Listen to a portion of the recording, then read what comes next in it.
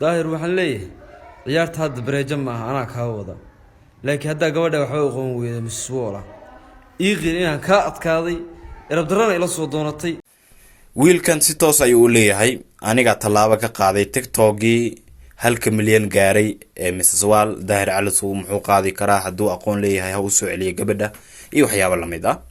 ma isaga si rasmi u geystay wiilkan dhacdadan mise cilad kale ayaa jirta. Huda Amuun waa loo soo celiyay tiktokeeda maxaa cilado haysta gabadhan Mrs. Wal ma rajay ka qabtaa in loo soo celiyo tiktokeeda muuqaalkan ayaan ku sharaxi doonaa. haddii ay tahay markii ugu horreysay aad soo booqatay channelkeena jiilka cusub tube waxaan ku leenahay waa ku mahadsan tahay booqashadaada. subscribe dheh gambaleelka furo, like share iyo qaybta commentiga in fikirkaaga aad inoogu reebtana ha naga ilaabin. horaan haddii aad nala joogtay like dheh muuqaalka si meel fog uu gaaro markaad dhamaysatana qaybta commentiga fikirkaaga noogu reeb. sidaan wada ogsoonnahay walaalayaal waxaa la jabsaday baro tiktok ah oo gabdho Soomaaliyeed ay leeyihiin oo 1 milyan oo followers gaaray. gabdhahan Soomaaliyeed intooda badan ma aha kuwa anshax marka tiktok la fiiriyo gabdhaha isticmaala uu wanaagsan yahay anshaxooda laakiin sida oo tahay 1 milyan ay gaareen. qaarkood waxay diyaarinayeen munaasabado ay ugu dabaaldegayaan 1 milyan oo ay farxad gaar ah muujinayeen. Mrs. Wal oo kale magaalada Muqdisho ayaan u socdaa iyadoo dhahaysa ugu dambeysay oo dhahaysa magaalada Muqdisho ka dhacaysa xalfadeeda hambaliyada 1 milyan. Huda Amuun sidoo kale laga xiray channelkeeda iyo gabar kale oo qadar queen in la dhaho aan filayo iyaduna waa laga xiray. marka dadku waxay isku haystaan war sidee loo xiray ma la report gareeyay ciwaanka saddexdooda sidee hal mar looga wada saaray. dad kale oo 1 milyan haysta jira oo iyaga wax dhib ah aan loo geysan waxa kamid ah walaasheen Shushu Cabdallah kamid ah iyo gabdho kale oo Soomaaliyeed oo min 1 milyan haysta. Samiixa Qaliila kamid ah dadka lagu eedeeyay arintan markii ay soo shaabaxday durbadiiba. Samiixa Qaliila kamid ah ilaa Samiixa iyadoo oynaysa ay qad ka soo gasho dhowr live aan ku arkay oo ay leedahay aniga shaqo kuma lihi tiktokyada la jabsaday laakiin in la aflagaadiyo ayaa la doonayaa. Mrs. Wal 1 milyan maadaama ay gaartay waxay leedahay anigu waan garanayaa dadka report gareeyay ama dhibaatada u geystay akoonkeyga. Mrs. Wal sidaan wada ogsoonahay waxay ka mid tahay gabdhaha Soomaaliyeed ee muuqaaladooda anshaxa aan ahayn ku baahaysa baraha bulshada. 1 milyan oo qof uma soo raacin in Quraan ay akhrinayso gabadhan. ajaanib ma aha dadka soo raacay ee flow gareeyay waa dad Soomaali ah. 1 milyan oo qofna Faataxa kama dhageysanayaan oo iyadoo isruuxaysan ee daawadaan ay jecel yihiin. sidaas la mid ah Huda Amuun iyada 1 milyan ay haysataa. gabdho kale iyaduna qadar la yiraahdo 1 milyan ay haysataa. marka dadka cilmiga tiknoolajiyada saaxiibku ah waxay leeyihiin horta suuragal ma aha in ay gabadhan Samiixa Qaliil intaas oo ciwaan ay report garayso oo hawada ay ka saarto suuragal ma kambanigan Shiinaysa iska leh. Shiinayskuna ma aha sida Jabaanka oo kale ama Mareykanka oo kale ama Ingiriiska oo kale ma aha. Shiinaysku waxa la leeyahay haddii tiktokgaaga wax yar lagu arko hawada laga saari karaa.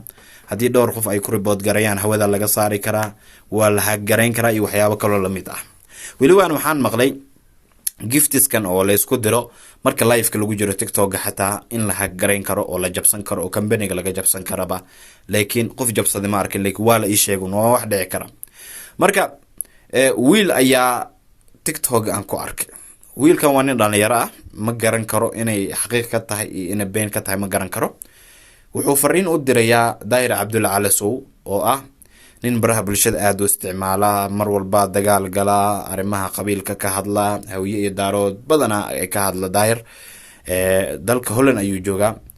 Daahir Calasow markii la jabsaday tiktoka Mrs. Wal iyo gabadhan Huda Amuun iyo waliba qadar queen wuxuu yiri oo inta hal dhinac kuma ekaan doonto ciyaartu waa bareejo waxaan rabnaa in tiktok iyo hadda loo dabaaldegi doono annaguna ka hortagno wax saas la mid soo duubay.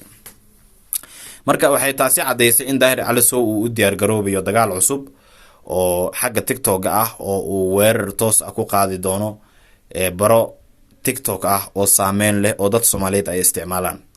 wiilkan marka soo duubay muuqaalkan wuxuu leeyahay aniga Mrs. Wal channelkeeda ama kanaalkii ay ku lahayd tiktok sidaas yeelay Daahir Calasow haddii aqoon aad leedahay u soo celi. tiknoolajiyada horta waa wax la baran karo laakiin wiilkan ma saxay ka tahay ma ka qaldan tahay anigu ma garan karo bal waa kan wiilka ila daawo iyo fariinta uu u diray daahir calasow. daahir waxaan leeyahay ciyaarta hadda bareejo maaha anaa kaa wada laakiin haddaa gabadha waxba aqoon weyda Mrs. Walla ii qir inaan kaa adkaaday irabdarana ila soo doonatay anaa 10 daqiiqo gudahood u soo deynayay gabadha miskiinta ah. daahir calasow arrintan maadaama uu ka hadlay weli meel uu ku dhahayo ma arkin waan usoo celinayaa gabdhahan tiktokyadooda. Huda Amuun horta waa loo soo celiyey Samiixa Qaliil oo ka hadlaysa arrintaasna waa arkay, Huda oo ka hadlaysana waa arkay oo oynaysa oo leh tiktokeygii waa lay soo celiyey mar aan ka quustay oo maxaan ku iraahdaa dabaaldegii iyo xalfadii wixii dhan aan baajiyey iyadoo oynaysa waatana.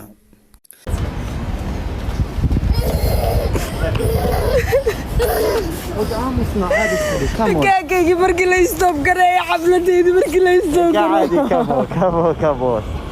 come on hey let cost you oh yeah nine runtii horta tiktoka maanta inta khayrka ku faafisa iyo inta sharta ku faafisa inta sharta ku faafisa badan taasi laba cali isma weydiinayso. maanta haddii aad akhrinayso aayado qur-aanka kariimka ah ama xadiis nabigeena maxamed nabadgelye naxariis korkiisa ahaatee ee ku saabsan aad akhrinayso dadka ku daawanaya waxaa ka badan dadka daawanaya gabadha isruuxaysa ee saakada yar wadata ee fanaanada iyo surwaalka wadata ee xijaab la-aanta ah ee madaxeeda qaawan yahay ayaa ka daawasho badan. waxay ku tusaysaa dadka in bulshada markay jabto meelaha laga fiiriyo waxaa kamid ah waxyaabaha xumaanta ay buunbuuniyaan waxyaabaha wanaaga ahna way ka tagaan. waxaan ku talin lahayn Soomaaliya dhan haddii maanta laga mamnuuci lahaa TikTok wax badan ayaa hagaagi lahaa. YouTube anagoo la yaaban oo Facebook la yaaban ee qarso ayay noqdeen YouTube iyo Facebook. muuqaalkan intaas ayaan kusoo koobayaa. haddii ay tahay markii ugu horeyso aad soo booqatay channelkeena jiilka cusub tube waxaan ku leenahay gacmo furan kusoo dhawow like dheh muuqaalka subscribe dheh gambaleelka furo mar walba email kastoo aad joogtaan waxaan kaaga mahadcelinayaa sida had iyo goorba muuqaaladeena aad ugu xiran tahay. intaynu dib ugu kulmi doono muuqaalkan kan xiga sidaa iyo nabadgelyo.